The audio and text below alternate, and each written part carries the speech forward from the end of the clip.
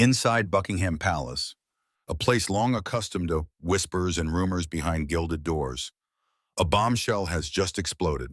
And this time, it has nothing to do with Meghan Markle, nothing to do with Prince Harry, and nothing to do with approval ratings or the public image of the monarchy. This is something entirely different. A secret once believed to be buried for decades has now violently resurfaced, dragging with it the uncontrollable rage of the most powerful woman in the kingdom today, Queen Camilla. And it all started with what seemed like a simple nay test, one that has now uncovered a shattering truth about King Charles. Yes, an illegitimate child, a royal heir with no name, no title, but who carries the blood of a king? Not Prince William, not Prince Harry, someone else entirely. A name never before mentioned in royal annals, now suddenly standing at the center of a public storm. The DNA results confirmed what many had whispered about, but no one dared say aloud. King Charles had another child, not with Princess Diana, and certainly not with Camilla. The truth hit Camilla like a knife to the heart. She was the woman who had fought for half a lifetime to earn the title of Queen Consort. She endured waves of public hatred, criticism, and cold disdain as to sit beside Charles on the throne. But beneath her serene gaze and practiced royal smile, there had always been a lingering fear that the king's complicated, woman-filled past would one day come back to haunt them. And now it had, with a blow she never saw coming. From his earliest days as Prince of Wales, Charles was known for his charm, sophistication, and his many romantic flings. Before Diana, there were numerous relationships with aristocrats, actresses, and even women far from royal circles.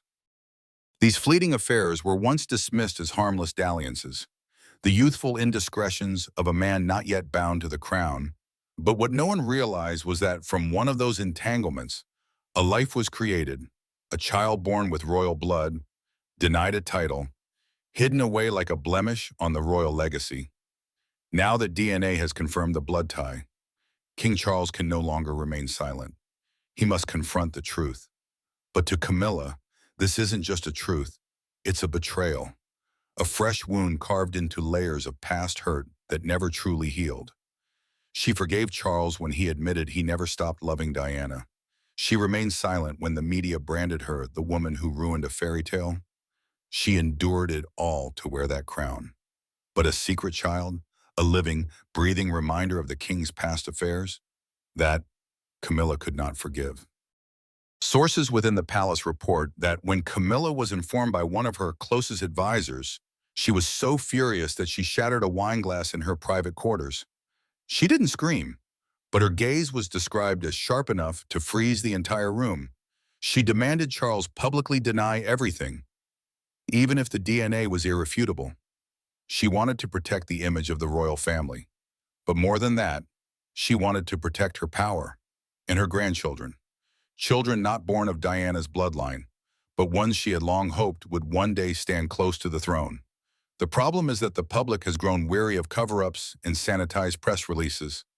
They want the truth, and this truth can no longer be buried beneath cold official statements or carefully curated family portraits. The identity of this child, still hidden from public view, is bound to dominate headlines in the coming days. Are they a grown man who once attempted to contact the royal family, or a woman who was cast aside because her existence didn't fit the royal narrative? Whoever they are, their presence alone destroys the image of the perfect royal family that British media has tried so hard to maintain.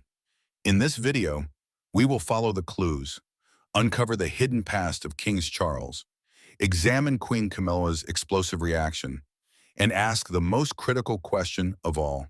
Could this secret child disrupt the royal line of succession? And more importantly, is this the beginning of a new royal crisis?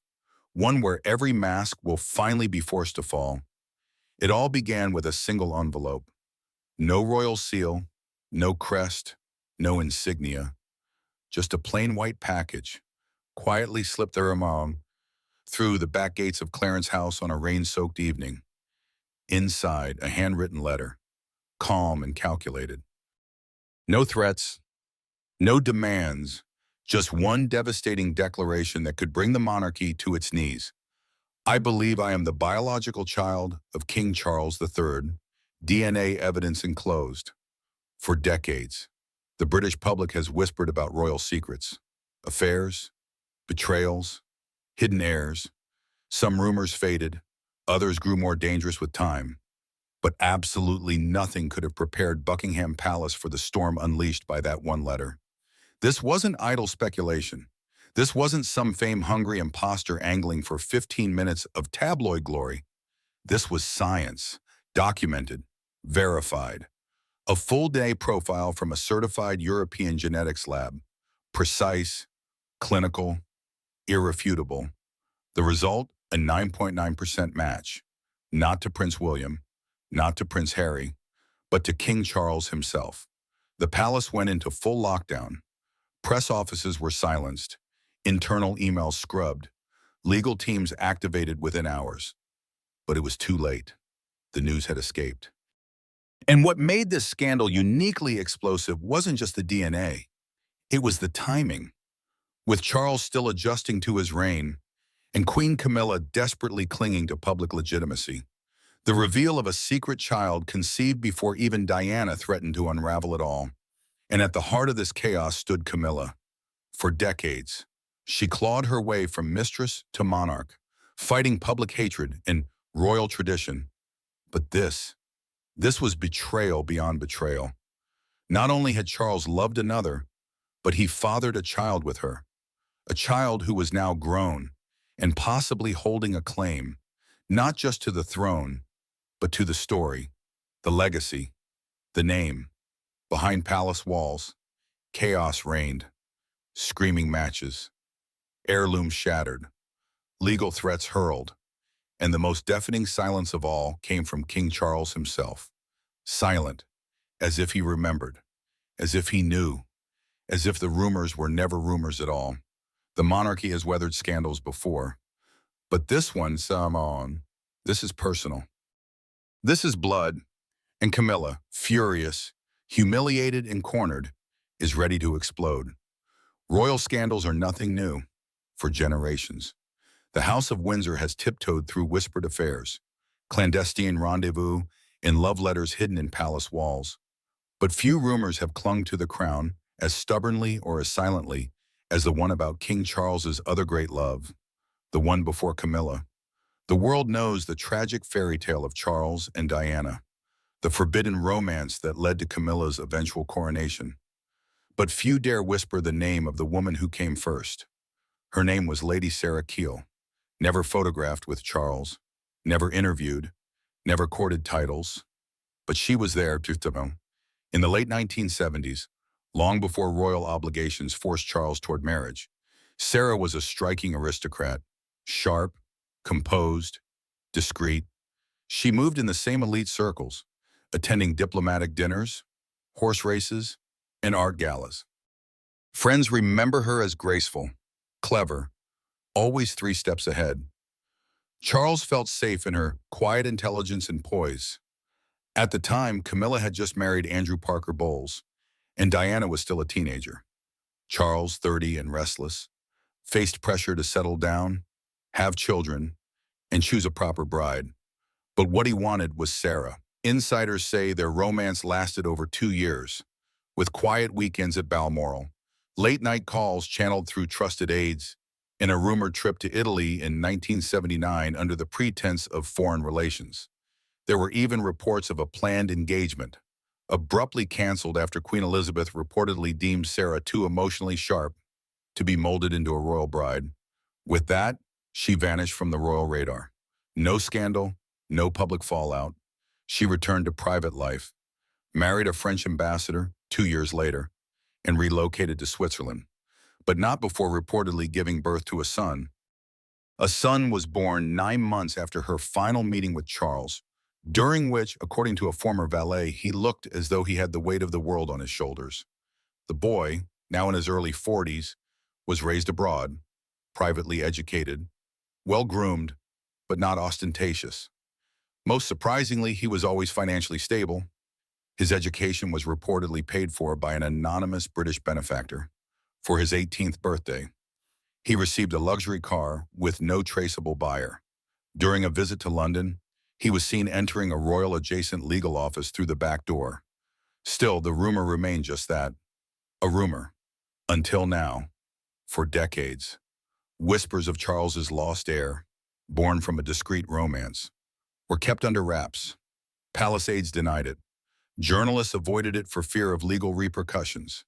In a rare offhand remark to a confidant, the Queen reportedly dismissed the notion as a fantasy people invent to cope with the dullness of royal life. But truth, like blood, tends to rise. As the monarchy faced growing pressure for transparency, more stories surfaced.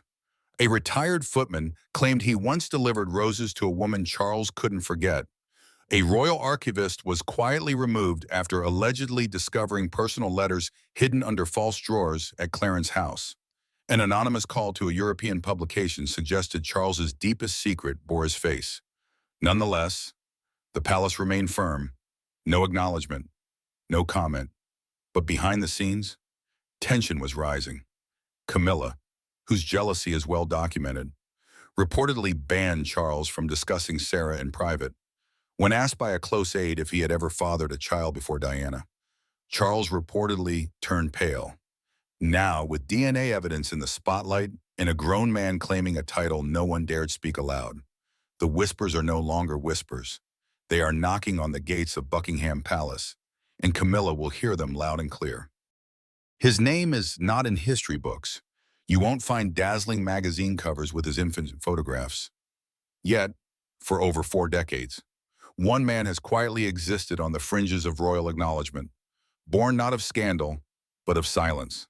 Meet Sebastian David Keel, whose life is a paradox, public yet hidden, privileged yet invisible.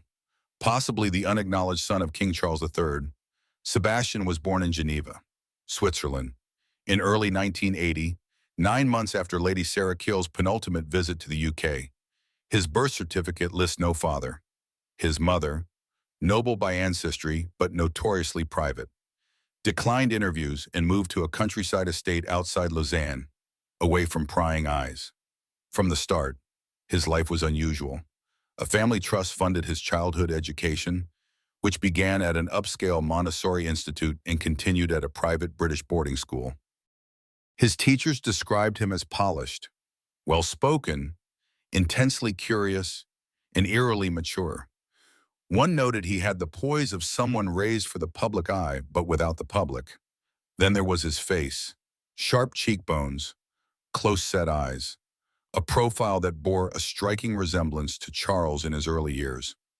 It wasn't subtle, it was striking. A teacher once remarked, "If I didn't know better, I'd say you're straight out of Sandringham." Sebastian simply grinned. In his early 20s, he moved to London, not to party, model, or seek celebrity, but to quietly enroll at King's College London to study international law. No social media, no flashy cars, yet everything was paid for. Those close to him were surprised by his financial support. According to a former flatmate, he never discussed where the money came from, but it was always there. Tuition, rent, even custom tailoring, as if he had a shadow sponsor. Recently released financial documents reveal the sponsor was a shell trust affiliated with a private royal law office, the same firm that once managed Charles's Duchy of Cornwall estate. Coincidence? Perhaps. Then came the sightings. Sebastian was spotted near Clarence House on several occasions, but never via the front entrance. Never announced. Always at night. Former employees said he was rushed in and out the back. No press, no record. A veteran chauffeur recalled a tense exchange where a senior official warned, "If she ever finds out he's still in contact with Charles, it'll be World War II." She, of course, was Camilla. Sebastian has never spoken publicly, no interviews, no lawsuits, but those close to him claim he always knew the truth. A childhood friend recalled him opening a faded envelope at 16 and whispering, "Everything I thought I knew about myself is a lie." Still, he stayed silent, until now. What changed? According to sources, It was Charles's recent coronation. Watching the man he believed to be his father inherit the throne while pretending he didn't exist broke something within him. Sebastian began secretly seeking legal advice. After exchanging DNA samples and receiving lab results, the reality became evident, a 9.9% match with King Charles III. Yet the palace does not mention his name. His existence remains unacknowledged. But the evidence is out, and the world is watching.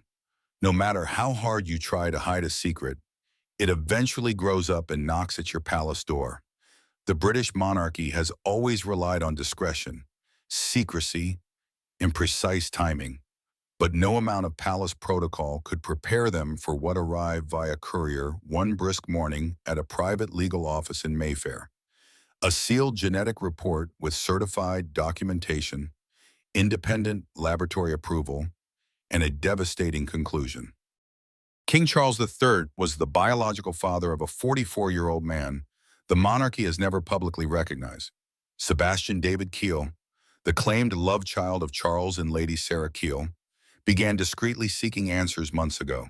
Friends say he carried the weight of the unknown for decades, raising suspicions but never finding clarity. Advised to remain quiet, humble, and not ask too many questions. He complied, until Charles's coronation. He couldn't take it anymore. A confidant revealed that watching the man he believed to be his father wear the crown while acting as if he didn't exist felt like a deep, almost spiritual betrayal. Sebastian contacted a renowned European genetic testing agency in Switzerland, known for its confidentiality with high-profile clients, royals, millionaires, and politicians. The process was straightforward, but the consequences were explosive. To determine paternity, the agency required DNA samples from both Sebastian and Charles. Here, the story takes a dramatic turn. A former butler with quiet sympathies, now in palace maintenance, provided a hair sample from King Charles, carefully extracted from a recently used travel comb. The chain of custody was secure, legally solid, and confirmed by two third-party witnesses. Sebastian's sample was collected under strict laboratory monitoring. The result? A 99.97% match. No room for debate, no loophole, no question. Sebastian was not a pretender or deluded. Scientifically, he was King Charles's biological son. When his legal team received the report, they didn't immediately contact the media. Instead, they followed protocol. A secret letter was sent to Clarence House, addressed directly to King Charles, including a copy of the DNA report, a brief statement from Sebastian, and a simple request. I don't want a title. I don't want wealth. I just want the truth to be acknowledged publicly. According to insiders, the palace launched immediate damage control. Camilla was reportedly pulled from a scheduled appearance. Legal teams were deployed. Phones rang nonstop for 48 hours, not because they doubted the results, but because they confirmed what they feared. One assistant, speaking anonymously, said there was no denial or outrage, just silence, the kind that screams guilt. Within days, hushed talks took place behind locked doors. Camilla, furious, demanded to know how this was possible and why it had been kept secret for so long. Multiple staffers noted Charles appeared haunted, not startled, as if he were horribly and disturbingly haunted. Outside the palace, journalists began to stir. The document was leaked, not by Sebastian, but by someone in legal circles outraged that the monarchy was trying to bury the truth again. The story spread to European outlets before making international headlines. Royal DNA bombshell, Charles fathered secret son. Lab confirms crown contaminated. Camilla's worst nightmare, secret heir confirmed. With that, the fairy tale cracked. In the face of cold, clinical science, the palace's centuries-long legacy of secrecy, spin, and suppression was finally tested. There was no denying it now. The king had a son, and Camilla's reign was not without rivals. The moment the DNA results reached Clarence House, the atmosphere shifted. Staff described it as suffocating, as if a storm was crushing the walls. For Queen Camilla, the scandal was more than humiliating. It was personal warfare exploding at the heart of her meticulously crafted reign. When the truth emerged, Camilla snapped. Initially, the signs were subtle. She canceled an afternoon meeting with Royal Charities. Her security team was reshuffled, and a private supper with Charles was moved to opposite ends of the house. Then came the explosion. According to royal sources, Camilla screamed for nearly 20 minutes after receiving the DNA documents, locking herself in her room and hurling crystal glassware at the walls. A longtime maid left the apartment in tears, and another said they'd never heard such rage from a human being. She was unhinged. One insider revealed it wasn't just the affair, it was its significance. The child was real, the DNA authentic, and soon the entire country would know Charles had fathered another child, but not with her. Camilla, who rose from mistress to queen consort after decades of scandal, thought she had buried her nightmares. She had endured public criticism for being the other woman in Charles and Diana's failed marriage, facing boos, sneers, and articles branding her a homewrecker. Yet she survived, won, and married the king. Now, just as she was crowned, the past resurfaced, not as rumor but as flesh and blood, a grown man with royal DNA, media support, and the power to dismantle her legacy with a single interview. Palace staff say Camilla demanded the legal team erase the embarrassment by issuing a statement disputing the DNA claim, discrediting Sebastian, and threatening legal action against any outlet covering the story. But Charles scarcely spoke, his silence infuriating her further. She reportedly accused him of letting Diana's ghost ruin them again, slamming a door so hard the frame broke. Security was ordered to stand outside her suite, not because she was a threat to others, but because she was out of control. Insiders say what stung most was the public's sympathy for Sebastian. He made no demands, sought no titles, and simply wanted acknowledgement. Compared to his calm, noble demeanor, Camilla appeared worse. In a leaked audio message to a confidant, she reportedly said, "They'll paint him as the rightful heir and make me look like a fraud again. After all I've given up, after everything I've sacrificed." Some courtiers whispered it was the worst meltdown since Diana's iconic confrontations with Charles, a toxic mix of sadness, anxiety, and desperation. Behind closed doors, Camilla was no longer the calm queen waving alongside the king. She was a woman in turmoil, fearing replacement by a ghost, a secret, and a son who, by blood, stood within reach of the throne. Camilla was ready to go to war to end it. While Clarence's house was in case and Camilla's rage echoed behind closed doors, Prince William and Princess Catherine remained calm, not just for the cameras, but for the monarchy's future. Their serene expressions reflected deliberate control, not apathy, in a palace shaken by DNA revelations and betrayal. William and Kate stayed silent, tightening their circle, surveying the battlefield and moving like chess masters. Privately, William was reportedly shaken but unsurprised. Rumors of a half-brother had circulated in his family for years, whispered by royal officials, tutors, and tabloids. But there had never been scientific proof. Until now, with the DNA results confirmed and the palace in turmoil, he understood the stakes. This wasn't just about Charles, it was about public trust, succession optics, and the monarchy's precarious position in a modern world intolerant of dynastic deceit. According to insiders, William told his advisors, "We don't interfere, we don't smear, we wait and prepare." His priority wasn't to undermine Sebastian, but to protect his children, Prince Louis, Princess Charlotte, and Prince George. The monarchy's future. The emergence of a secret half-uncle could shift public opinion, spark intrigue, and threaten the carefully crafted image of royal continuity. Trained for this from birth, William chose quiet power over regal retaliation. Kate, as always, was his anchor, behind palace walls. She offered tough advice, reminding William to stay above the storm. Their public appearances remained poised, affectionate, and unwavering, attending children's events, supporting charities, and meeting dignitaries, never acknowledging the behind-the-scenes drama. Privately, Kate was strategic, Sources say she tasked internal media specialists with monitoring the narrative across platforms, collecting every headline, tweet, and video about Sebastian's emergence, not to silence, but to understand and anticipate. What did they see? The public sympathized, not with Camilla or Charles, but with Sebastian, a calm, articulate man seeking only acknowledgement. As calls for a public statement from Buckingham Palace grew louder, some speculated William might reach out to Sebastian directly. Others believed he was waiting to see if Charles would speak or let the silence consume them all.